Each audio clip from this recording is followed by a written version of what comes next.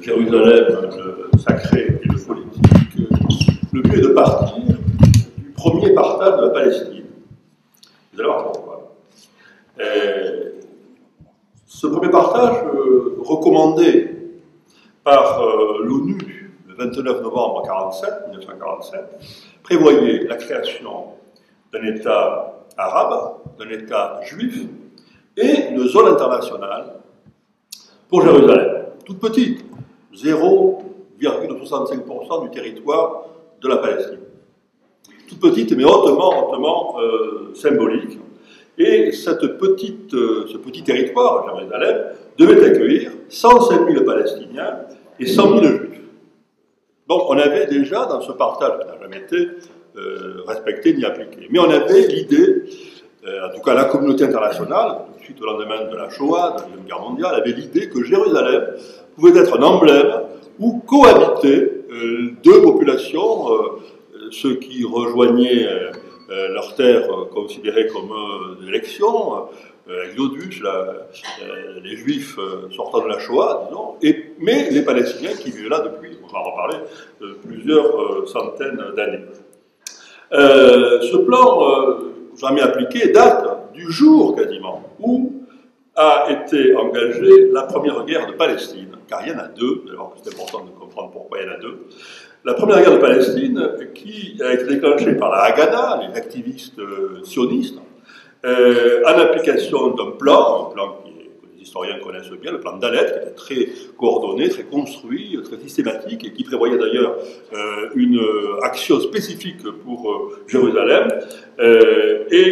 Donc, ce fut la première guerre menée par des armées irrégulières des Juifs et des sionistes, et qui s'est traduite par, vous le savez, je n'insiste pas ici, la Nakba, l'exil forcé de 800 000 Palestiniens, et par la création de l'État d'Israël le 15 mai 1948. Alors commence, seulement à ce moment-là et après cette première guerre, une deuxième guerre, qui oppose cette fois toujours la Haganah, mais aux armées des États arabes de la région. Les Israéliens ne veulent pas connaître la première guerre. Ils confondent les deux, parce qu'ils disent déjà on a été attaqué. En 47, 48, on a été attaqué par les États arabes, par des armées, on s'est défendu. Mais la première guerre qui les a vus expulser 800 000 Palestiniens, ça on n'en parle pas. Enfin, en tout cas, on la confond avec la deuxième guerre. Et donc, je crois que ce rappel est important. Pourquoi? Parce que, pour parler de Jérusalem, la rhétorique qui l'emporte alors, en 48, 47, 48, 50, chez les Israéliens, est que, je cite des phrases de l'époque, les Palestiniens ne sont pas ici chez eux, ce sont des intrus, il faut qu'ils repartent. C'est une citation. Ce qui évite de dire ce qui serait indéfendable, à l'époque, même aujourd'hui, mais enfin, vous allez voir que c'est resté actuel. Ce qui évite de dire, nous allons chasser les Palestiniens. Ce qui évite de dire qu'il y a la Nakba, qu'il y a 800 000 Palestiniens qui sont partis, chassés par les immigrants juifs.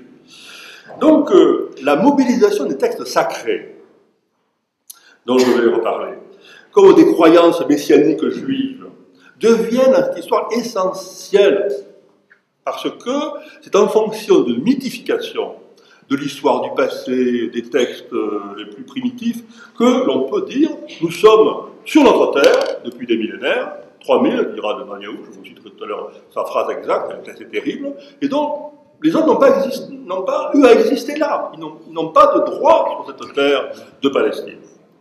Donc Jérusalem se trouve au centre de cette rhétorique qui est fondée sur un double déni, un déni du droit et un déni de l'histoire.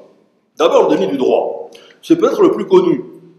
Enfin, hélas, parce que c'est aussi bien un déni du droit international que des droits de l'homme, au sens le plus 1945, de la Déclaration universelle.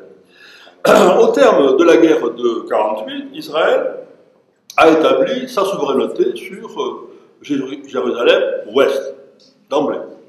Bien marqué, justement, son emprise sur Jérusalem, capitale emblématique, qui vont décider d'être la seule et unique de toute la Palestine.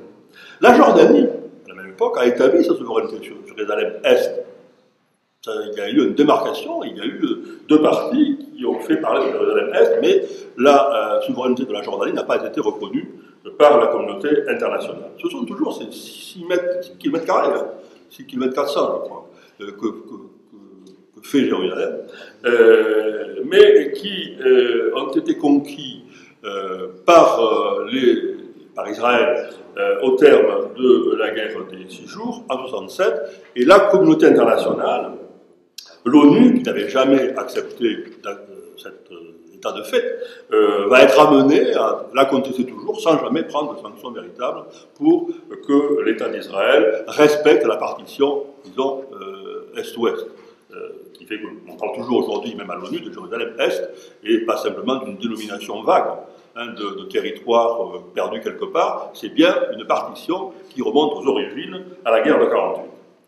En fait, c'est la partie de Jérusalem qui est à l'est de la ligne verte, une démarcation. La plupart des quartiers de Jérusalem-Est ne sont pas à l'est, c'est au nord, c'est au sud, dans la vieille ville, au centre, mais bon, c'est la désignation presque diplomatique de Jérusalem aujourd'hui, de la Jérusalem palestinienne. Jérusalem-Est pour l'ONU et la communauté internationale. Conscient de cela, la Knesset, le Parlement israélien, a voté le 28 juin 1967, c'est la raison pour laquelle souvent c'est cette date qui est prise ici ou ailleurs pour célébrer cette journée de Jérusalem capitale. Donc c'est la Knesset qui annexe la partie arabe de Jérusalem, et qui vote cette annexion, et qui proclame, dans cette loi, Jérusalem, capitale éternelle et indivisible d'Israël et du peuple juif. C'est la citation qui a été reprise et qui est régulièrement reprise de manière propagandiste, notamment ici à Montpellier, lors de ces journées. Ceci dit, l'ONU, même la communauté internationale de l'époque, même les États, ils ne sont pas tous encore membres de l'ONU, aucun État, et l'ONU non plus, ne reconnaissent ce vote de la Knesset et l'état de fait qui s'installe là, dès le début, en 1948. Et le 21 mai 1948, la résolution 252 du Conseil de sécurité qualifie l'annexion de violation du droit international et considère Jérusalem-Est comme un territoire occupé. Et ça n'a pas changé. Cette qualification, cette considération, ce classement par l'ONU, cette condamnation est reprise régulièrement par le Conseil de sécurité.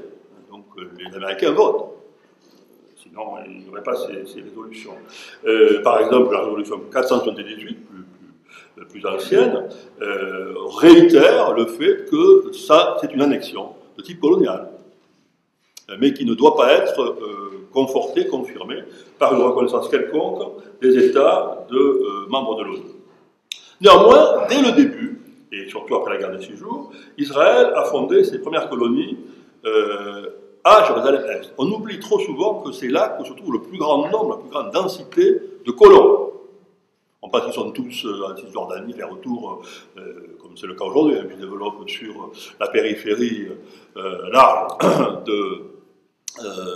d'Israël, dans les territoires occupés, mais la majorité, 210 000 colons. 210 000 colons, il y en a, je crois, 500 000 à peu près aujourd'hui, au jour d'aujourd'hui, dans les territoires. 600 000 10% de la population. Voilà, donc ce sont 200 000 colons, 210 000 colons qui sont là et qui ont été installés peu à peu depuis 1968. Le but, avoué, c'est d'atteindre, d'Israël, c'est d'atteindre la proportion de 70% d'habitants juifs à Jérusalem, alors qu'ils ne sont aujourd'hui encore que 62%. Et vous voyez, on n'est quand même pas très loin. La colonisation n'a donc jamais cessé à Jérusalem, et elle s'est même aggravée. Il y a un rapport qui est précieux, vous l'avez vu dans la presse, dans Le Monde, Mediapart, etc., qui l'a publié intégralement, d'ailleurs, il y a un mois à peu près, un rapport qui est devenu un rituel presque, c'est celui des diplomates de l'Union européenne à Jérusalem. En fait, ce sont les consuls et les consuls généraux de tous les États membres, des 28 États membres de l'Union européenne, qui sont dans les territoires occupés et qui produisent chaque année depuis maintenant 15 ans à peu près un rapport sur ce qu'ils constatent dans les territoires occupés et qui sont autant d'injures, si vous voulez, au droit international que je viens d'évoquer, qui est toujours haut niveau, le Conseil de sécurité de l'ONU, rappelait comme un fétiche sans jamais pouvoir passer dans le domaine concret. Eh bien, le rapport, le dernier, du mois de mars, il y a un mois, le mois de mars 2015, alarme le service européen d'action extérieure de l'Union européenne, le ministère, le nouveau, grosso modo, ministère des Affaires étrangères de l'Union européenne, sur la dégradation de la situation à Jérusalem notamment. Je cite, les politiques très restrictives sur les constructions palestiniennes à Jérusalem, les vagues de démolition et d'expulsion, les mesures punitives seulement sur les Palestiniens seulement suspectés d'être impliqués dans des attentats. Facilement, on considère les Palestiniens à Jérusalem-Est comme des terroristes. Bref, ce sont des phrases qui sont dans ce rapport et qui sont signées par chacun des diplomates, enfin des consuls, des 28 États membres de l'Union européenne. Ça n'est pas rien quand on connaît les difficultés que l'Union européenne a et quelques États, enfin quelques-uns, mais plusieurs États membres de l'Union, de passer à l'acte sur le boycott, par exemple, des produits des colonies. Les Palestiniens de Jérusalem ne sont pas les citoyens d'Israël. C'est aussi un déni de droit. Logiquement, Israël est un État pluraliste, à tous les sens du terme. Je vais y venir, ce n'est pas encore un État juif, bien que l'objectif. Mais les Palestiniens de Jérusalem devraient être citoyens d'Israël, avec des droits pleins et entiers concernant les services publics, etc. etc. Ça n'est pas le cas. Les Palestiniens de Jérusalem n'ont que le statut de résident permanent, c'est ce qui s'appelle une carte verte, je crois, de résident permanent, un statut que les Palestiniens qui travaillent à l'étranger ou qui vont se réfugier, ou qui sont partis se réfugier en Cisjordanie, perdent automatiquement. Si vous quittez le territoire de Jérusalem-Est, vous perdez le petit viatique qui est la carte de résident permanent. À ce jour, il y a à peu près 15 000 Palestiniens de Jérusalem qui ont perdu ainsi leur droit de résidence. En outre, ce droit de résidence, qui était jusqu'à il y a quelques années accordé automatiquement à l'occasion de chaque mariage de Palestiniens, souvent avec des Palestiniens de Cisjordanie ou de Gaza, mais qui vivaient à Jérusalem, ce droit se restreint de plus en plus. Aujourd'hui, il est accordé annuellement. Et il faut qu'au bout d'un an, les Palestiniens de Jérusalem produisent un tas de documents de plus en plus nombreux pour pouvoir renouveler leur carte verte, enfin leur carte de résident permanent. Autre petitesse, si je puis dire, vous ne savez pas qu'une petitesse, les enfants n'ont pas la carte verte. Si on s'en tient au droit strict, ce sont des apatrides. Puisqu'il n'y a pas d'État de Palestine, il n'y a pas d'État de Palestine reconnu en tout cas par Israël, donc les enfants qui naissent à Jérusalem n'ont pas de carte de résident et sont absolument apatrides. C'est des situations qui sont uniques au monde. Si on disait cela pour des pays européens ou autres, ça susciterait des mobilisations et des pétitions sur Internet à n'en plus finir, à juste titre. Donc, on a des demandes qui continuent. 120 000 demandes de regroupement familial, par exemple, donc, de gens qui vivaient à Jérusalem, dont l'un ou l'autre des époux vivaient à Jérusalem, ont été refusées depuis 2000. 120 000. Donc c'est une politique discriminatoire qui n'oublie rien dans le détail bureaucratique pour décourager les Palestiniens de vivre à Jérusalem. La municipalité, il n'y a pas que le gouvernement de l'État d'Israël, la municipalité de Jérusalem a mis en place un redoutable régime de planification urbaine, c'est le nom qu'elle lui a donné, qui zone l'espace, les territoires et les quartiers de Jérusalem-Est. Ce code, si on peut dire, réserve 35% de l'espace constructible encore à Jérusalem-Est aux colons. 35%. Seulement 13% sont ouverts à des constructions palestiniennes. Et 99% des demandes de permis de construire aujourd'hui sont refusées alors qu'il manque 40 000 logements pour les Palestiniens à Jérusalem. Pas pour des Palestiniens qui voudraient venir vivre à Jérusalem, Palestiniens qui sont à Jérusalem et qui s'y développent, qui y vivent depuis plusieurs générations. La conséquence, c'est quoi? 33% des constructions palestiniennes ont été construites sans permis de construire, ce qui expose 93 000 Palestiniens aujourd'hui, à l'heure actuelle, 93 000 Palestiniens à avoir leur maison détruite ou déplacée, 20 000 maisons sont dans ce cas. Ce sont des chiffres qui ne sont pas globalisés, qui sont des chiffres impressionnants. sur la terreur qui aujourd'hui pèse sur les Palestiniens de Jérusalem pour les décourager des villes. Et ce n'est pas fini. Les 300 000 Palestiniens de Jérusalem ont vu s'installer parmi eux 200 000 colons, je dis bien colons, sur les 540 ou 560 000 recensés en Palestine en 2014 en tout cas. Et ces colons sont regroupés en petits quartiers, mini-colonies, ultra-religieuses souvent, puisqu'évidemment c'est là que vont les plus religieux, considérant qu'ils sont sur le foyer le plus essentiel, mythique, central, enfin bref, vous m'avez compris, de leurs propres croyances et convictions. Près de 3000 bâtiments ont été mis en chantier pour ces colons et généralement les ultra-religieux, qui mythes, si je puis dire, dans les bâtiments mythes la ville de Jérusalem-Est, vous comprenez, y compris les quartiers qui, sans être très prospères, sont les plus emblématiques pour une reconquête idéologique, religieuse de Jérusalem tout entière, et donc d'abord de Jérusalem-Est. Le gouvernement israélien s'apprête même, vous allez le voir dans la presse ce jour-ci, parce que ils vont l'appliquer, à chasser des communautés de Bédouins qui vivent à l'est de la ville, à contigu à Jérusalem-Est, pour installer ces Bédouins au nord de Jéricho, donc les chasser de Jérusalem, et de rendre impossible la vie dans cet habitat juif qui devient majoritaire à l'est de la ville. Le résultat, et même le but, c'est de rendre impossible la vie des Palestiniens à Jérusalem, que ce soit pour y habiter, pour y travailler. 40% d'hommes sont au chômage, d'hommes en âge de travailler sont au chômage à Jérusalem-Est, 40%. De rendre impossible l'accès aux soins, de plus en plus difficile. À l'éducation, il manque 2000 salles de classe pour les Palestiniens à Jérusalem-Est. Donc c'est une disparition de l'infrastructure de la vie sociale, tout simplement. Et c'est minutieux, et c'est systématique, et c'est toujours en train de progresser. L'objectif, au-delà de rendre impossible la vie à Jérusalem, c'est de rendre impossible la solution des deux États,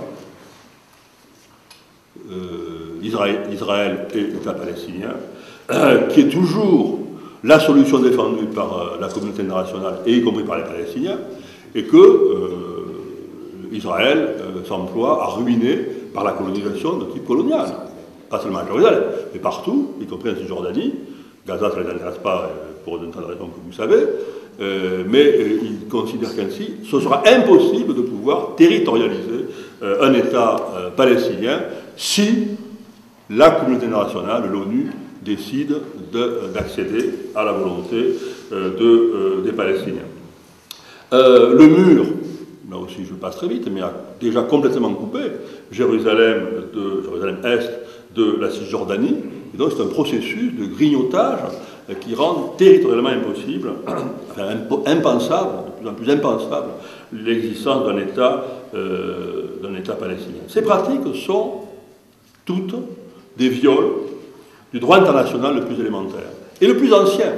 Par exemple, je vais vous passer les détails, rassurez-vous, les règlements, c'est ainsi qu'on les appelle, de La Haye, datent de 1907, avant la guerre de 14, au moment où la colonisation de l'Europe occidentale triomphe partout. Eh bien, ces règlements de La Haye de 1907 interdisent, je cite, l'altération et les atteintes au mode de vie des civils sous occupation. Alors, occupation, c'est pas que coloniale, c'est partout où il y a des guerres, etc., mais où on tend déjà en 1907, à créer un droit humanitaire pour protéger les populations qui sont soumises, en tout cas, qui sont confrontées à des occupations type militaire.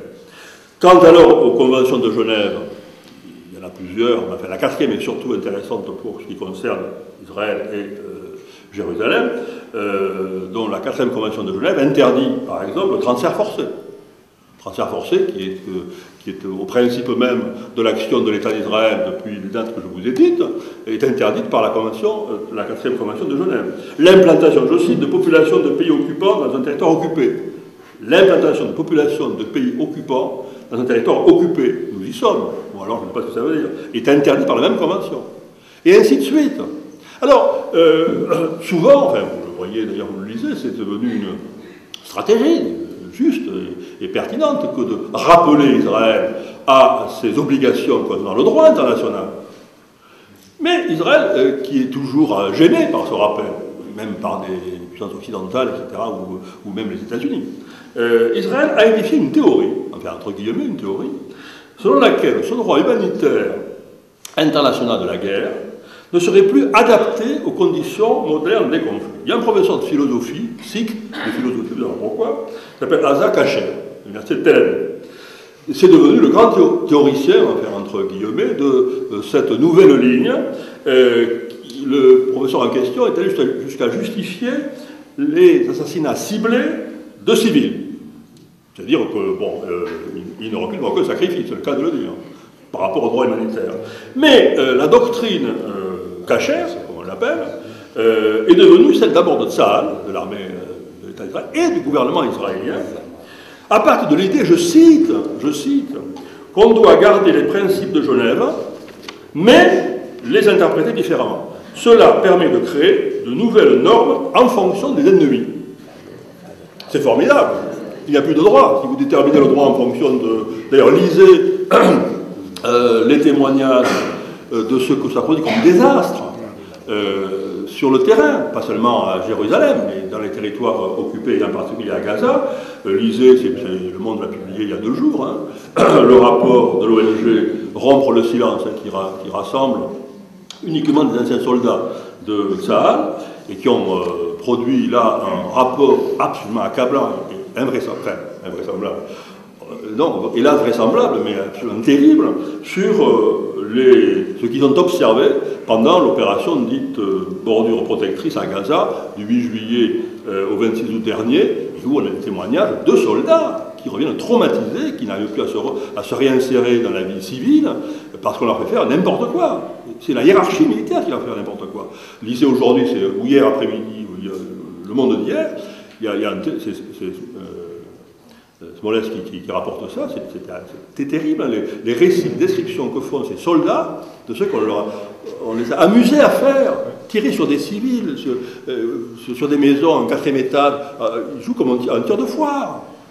Donc c'est une perte de sens, mais alors radicale, de ce qu'est le droit international, le droit humanitaire, je le répète, international, le plus ancien, le mieux établi, le plus consacré, que Israël bafoue aujourd'hui, et même théorise le renversement de ce droit, pour le remplacer par un droit qui n'existe évidemment pas. On l'adapte en fonction des circonstances, et quand ça vous arrange. Où on a vu ça? Depuis un siècle, on n'a jamais vu ça. Donc c'est une régression terrible qui décourage les ONG israéliennes. Hein. Il y en a 2, par exemple, sur un assez célèbre, B'Tselem et Yashidin, qui accompagnaient les témoignages de Palestiniens brimés, à la fois de manière militaire, mais aussi des fois bureaucratique, devant les tribunaux israéliens, notamment à Israël. Ils ont, depuis septembre dernier, cessé, ces 2 ONG israéliennes, ont cessé toute collaboration avec le parquet, tellement les procédures d'enquête pénale ou interne aux organismes n'ont donné jusqu'ici aucun résultat. C'est-à-dire que même dans l'application procédurière contentieuse du droit, il n'y a pas de droit de recours ou d'appel en Israël par rapport à ces pratiques. Peut-être, on peut l'espérer, vivement, pas le seul, que la saisie, enfin, de la Cour pénale internationale, auquel, comme vous le savez, la Palestine a accès depuis 1 an.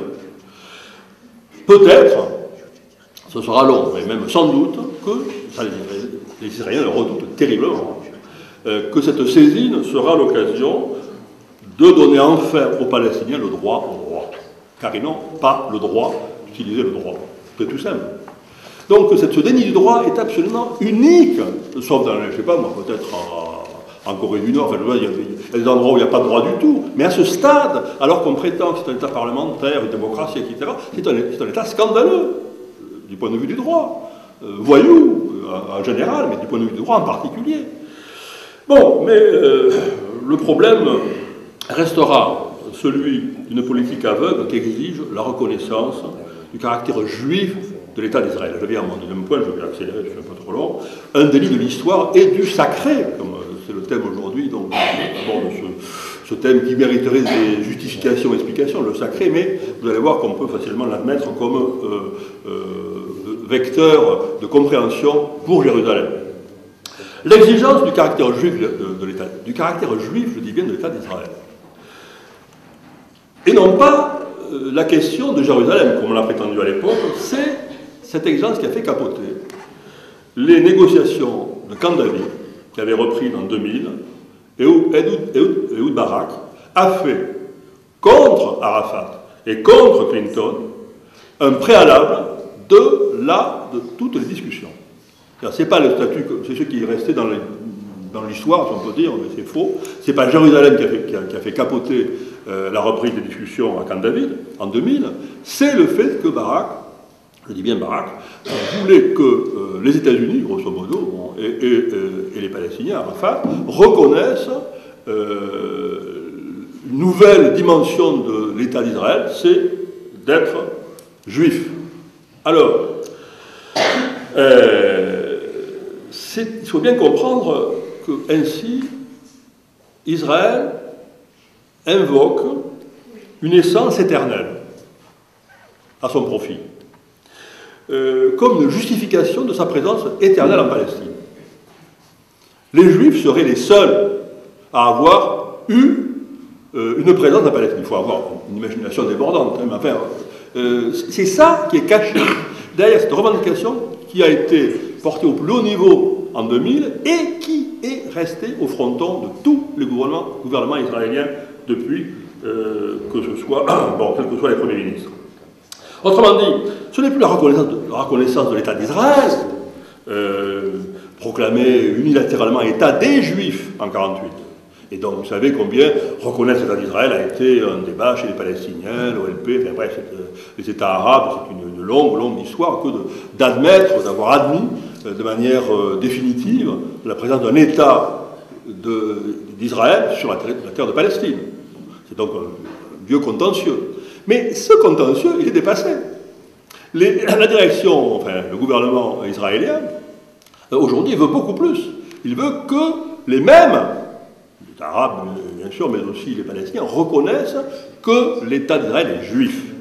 Alors qu'est-ce que ça veut dire ou comment ça peut se passer c'est plus tellement l'État d'Israël qui est en cause, mais la reconnaissance de la terre de Palestine comme ayant été éternellement juive. Autrement dit, ce qu'exige aujourd'hui Israël, c'est le reniement des Palestiniens à leur existence sur cette terre où ils n'auraient jamais dû se trouver et la reconnaissance de la légitimité de leur expulsion en 1948, la Nakba. C'est ça que veut effacer Israël aujourd'hui. Quand je dis Israël, c'est l'État d'Israël. Ce sont les gouvernements, c'est pas un extrémiste, comme on dit souvent ici chez nous. Ah oui, mais il y a des extrémistes d'extrême droite. Non, c'est l'État d'Israël, c'est le gouvernement qui continue à prôner cette solution. Voilà pourquoi Jérusalem tient une place stratégique dans ce raisonnement. Le sacré des Hébreux tient désormais lieu de politique. Et vous allez voir que le sacré des Hébreux, ça n'est pas rien. En effet, si de tout temps l'ONU a voulu, et veut toujours, un statut international pour Jérusalem, c'est que l'idée demeure, elle est toute simple, que Jérusalem est la ville commune aux trois religions du livre, les trois religions monothéistes, et qu'elle ne peut pas être, Jérusalem, la ville d'une seule de ces religions. C'est presque le bon sens. C'est pour ça que même les Américains, très pragmatiques comme vous le savez, n'ont jamais varié là-dessus. Ils considèrent qu'on ne peut pas faire de Jérusalem la capitale de la seule religion juive.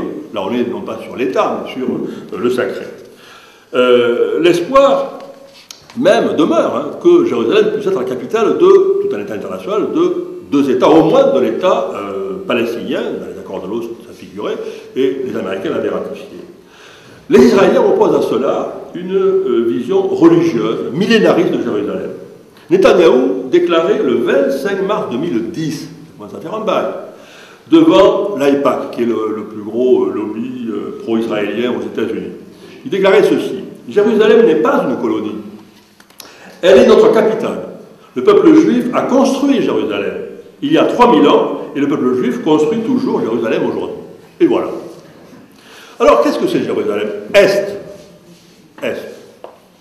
Pour le christianisme, je me permets quand même quelques configurations, parce que sinon, vu de loin, on a l'impression que c'est une querelle d'historiens, d'érudits. Non, il y a des choses construites sur cette terre. C'est tout petit, mais c'est sacrément dense, hein, c'est même par strates successives. Pour le christianisme, c'est le Saint-Sépulcre. Alors bon, chacun selon sa religion, ou ses croyances, ou ses connaissances, mesurera l'importance du lieu. Mais enfin, quand même, là, le Saint-Sépulcre, le Golgotha, la basilique de la Résurrection, enfin pour les chrétiens, ça n'est pas rien. Le Cénacle, l'île de la Seine, la Pentecôte, les sanctuaires du Mont des Oliviers, de Gethsémani, Dôme de l'Ascension, de Béthanie, la basilique Sainte-Anne, les souvenirs des miracles du Christ. Mais tout ça, je peux vous la faire longue la liste, hein, tout ça, ce sont les lieux des martyrs de Saint-Étienne, de Saint-Jacques, bon, qui sont le patrimoine chrétien à Jérusalem. Et vous avez un tas de communautés, d'ailleurs, des fois c'est assez rigolo, se disputent selon les jours du calendrier grégorien ou pas grégorien entre chrétiens et catholiques pour être les premiers à célébrer dans la messe de nativité Noël. Enfin bref, il y a des épisodes assez rocambolesques, mais assez sympathiques, il n'y a pas de mort. Mais ça signifie quand même une occupation dense, et tout à fait de premier ordre, évidemment, pour la chrétienté. Bon. Pour l'islam, c'est la mosquée d'Al-Aqsa, troisième lieu saint de l'islam. L'esnad des mosquées, le dôme du rocher, lieu de prière qui sont liés à Abraham, à Mahomet, où est attendu le jugement dernier. Bref, c'est une première importance. Pour le judaïsme, c'est Sion, l'ancienne cité de David, le grand cimetière juif du Mont des Oliviers, où est attendue la résurrection des morts dans la fin des temps, le mont du Temple, le mur de lamentation, qui reste du second temple sur le site de Salomon, détruit en l'an 70, de la chrétienne, enfin bref. Jérusalem-Est, c'est tout ça. C'est tout ça aggloméré. Il n'y a pas un territoire avec des barbelés autour. C'est tout ça mélangé.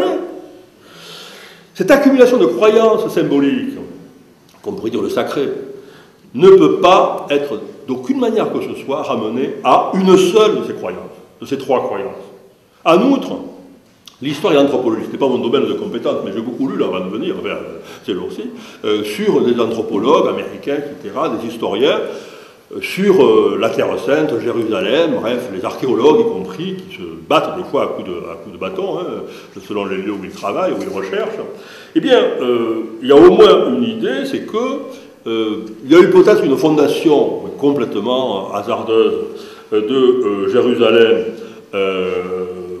3000 ans avant notre ère, mais qui est tout à fait, on pourrait dire accidentelle, absolument pas religieuse, emblématique, de je ne sais quoi, et ce serait même les Cananéens, c'est-à-dire les ancêtres des Palestiniens, qui seraient 3000 ans, 2600 ans avant notre ère, mêlés avec ceux qui sont les Jordaniens, Syriens, enfin tout ce qui peuple la Terre Sainte, c'est-à-dire le Moyen-Orient, qui seraient les fondateurs de cette Jérusalem.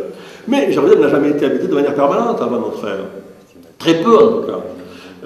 Elle aurait même été abandonnée pendant 900 ans avant notre ère. C'est-à-dire, si on fait l'histoire de Jérusalem telle que le voudraient les Israéliens, comme une histoire linéaire, d'où ils émergent, leur religion émerge de manière spectaculaire, enfin bref, on ne peut pas retrouver des traces de cela dans cette histoire. De manière certaine, on ne peut pas affirmer l'existence de Jérusalem et de l'archéologie. La cité de David n'existait pas, les Juifs n'existaient pas, dans cette période fondatrice, opaque, hein, tumultueuse, d'avant notre ère, sauf pour, sans doute, le royaume asmoméen, je ne vais pas faire de l'érudition inutile, mais enfin c'est un royaume que les chrétiens appellent celui des Maccabées, et qui a rétabli le culte juif du temple de 164 à 37 avant Jésus-Christ. Voilà les dates, 164 à 37 avant Jésus-Christ. C'est la période sur laquelle on peut dire qu'il y a une judaïsation de Jérusalem. C'est tout. Et c'est tout. C'est quand même peu parce que, après, c'est une longue succession que vous avez là en tête, de présence, je dirais de présence entre guillemets, hein, souvent militaire, coloniale, des Romains, de Byzance, des musulmans, des croisés, et puis encore des musulmans avec Saladin, qui restent ainsi les musulmans jusqu'à la fin de la Première Guerre mondiale à Jérusalem, soit un règne complet de 1200 ans quand même, pour les Palestiniens d'aujourd'hui, les musulmans, je vais très vite, hein, vous me comprenez, mais quand même, si on doit faire des marquages religieux, à l'arrivée du concours, ce ne sont pas les Juifs qui gagnent. Quoi qu'on fasse, hein, en convoquant à la barre les archéologues, les anthropologues, les historiens, et j'en passe. Donc, le problème, il est un coup de force contre cette histoire-là. Un coup de force. Et, parce que tous les dirigeants contemporains d'Israël, de Begin à Netanyahou, vont répétant, je cite, qu'il faut rétablir les droits du peuple juif sur son lieu le plus saint. Et c'est Jérusalem. Et il cautionne ainsi les propos d'un rabbin qui est devenu, hélas, célèbre, qui est un rabbin ultra religieux, provocateur, qui veut toujours aller prier sur des mosquées, enfin bref, qui provoque des incidents toutes les semaines. Il s'appelle Ariel, comme la lessive. Bon, il dit il faut rétablir les droits du peuple juif, et nous disposons dans le livre de la Genèse et de l'Exode, vous voyez, la Bible juive et l'Ancien Testament des chrétiens, des renseignements extrêmement précis, je le cite, des renseignements extrêmement précis. Ouais, il faut avoir beaucoup d'imagination. L'époque du temple. Si nous voulons reconstruire le temple, car il faut reconstruire le temple, c'est qu'il est la solution pour la paix mondiale. Ces gens sont devenus fous. C'est une vision complètement eschatologique au sens religieux du terme, qui n'a plus de rapport avec la réalité ni passée ni présente. Mais si de tels propos tournent le dos d'interdiction, de dénonciation, pour empêcher que cette situation qui fait de Jérusalem un territoire en voie de disparition pour les Palestiniens soit effectivement comme dans l'escarcelle d'Israël. Donc, bon, je m'arrête. Jérusalem peut, pour les raisons que je viens de rapidement évoquer, peut et doit être le lieu du dialogue entre les cultures. Les religions sont des cultures. Ne faisons pas du laïcisme, surtout en ce moment ici, idiot. Les religions sont des cultures. Et s'il y a bien un lieu où ces religions sont portées par des monuments, par de l'histoire, même si elle est mythique, il faut croire au miracle pour les chrétiens, etc., c'est bien Jérusalem. Donc Jérusalem peut être effectivement l'antichambre hautement symbolique de la paix entre les communautés, entre les peuples, pas seulement ceux de la Palestine, mais de toute la terre. Il y a une vocation universelle de Jérusalem, pour les raisons que je viens d'évoquer rapidement et que vous connaissiez. Et cela commence et passe par une rupture totale, avec évidemment, ma conclusion est rapide, mais vous la comprendrez, la célébration de quelque forme que ce soit, par qui que ce soit, de Jérusalem comme capitale indivisible de l'État hébreu que Montpellier se déshonore de soutenir. Merci.